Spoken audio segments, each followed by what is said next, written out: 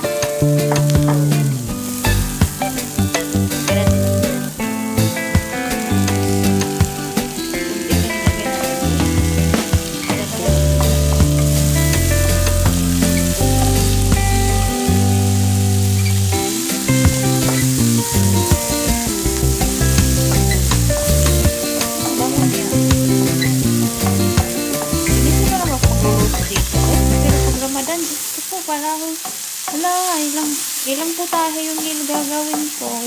Iba-ibang klaseng tinapay, iba-ibang klaseng cake.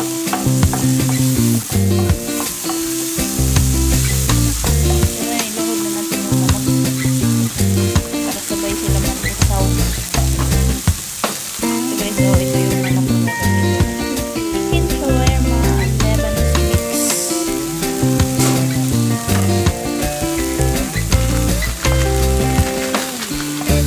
Frozen pa yan. Uubusin na natin.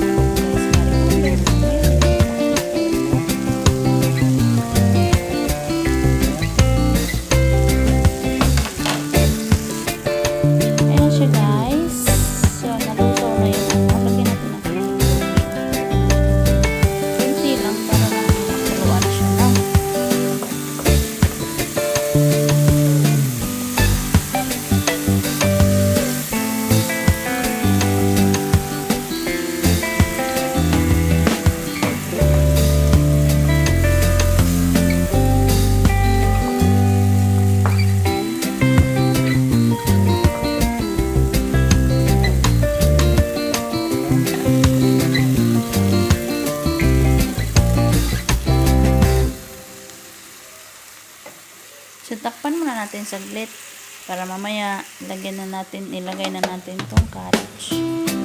Ayan yung carrots. Nginid ko na carrots.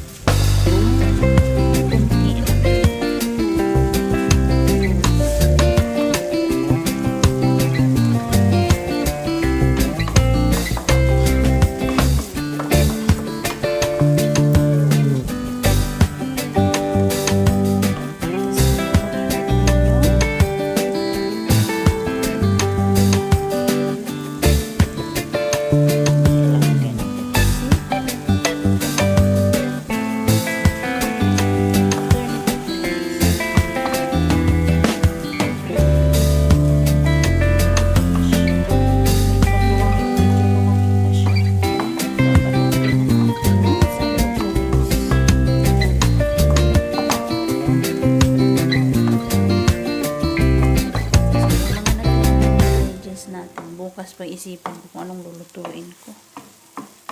Kasi nadamihan ko paghiwa.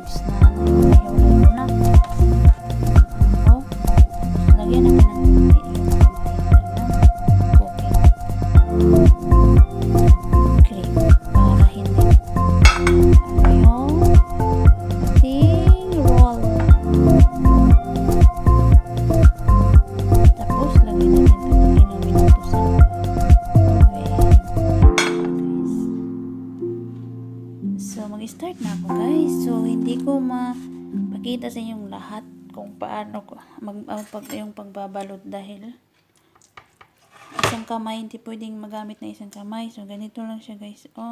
Tapos balutin ko siya gamit kong roll, lagay ko doon. So mamaya pakita ko sa inyo. Ayan guys, nabalot natin. So kulang pa na konti. Ayan na guys, ubos na natin. Nabalot na natin lahat. So ayan na siya. Charot.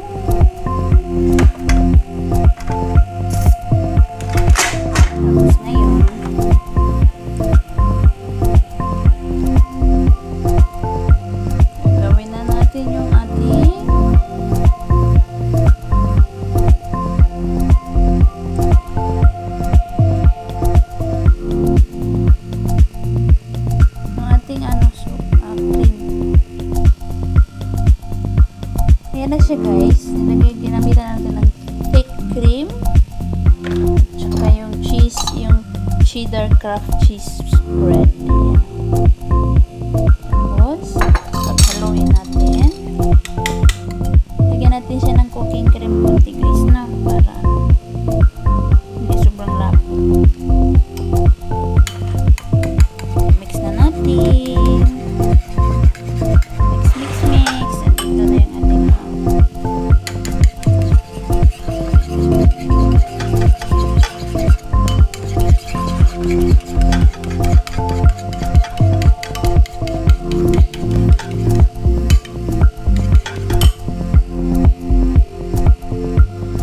guys, nilagyan ko pala siya ng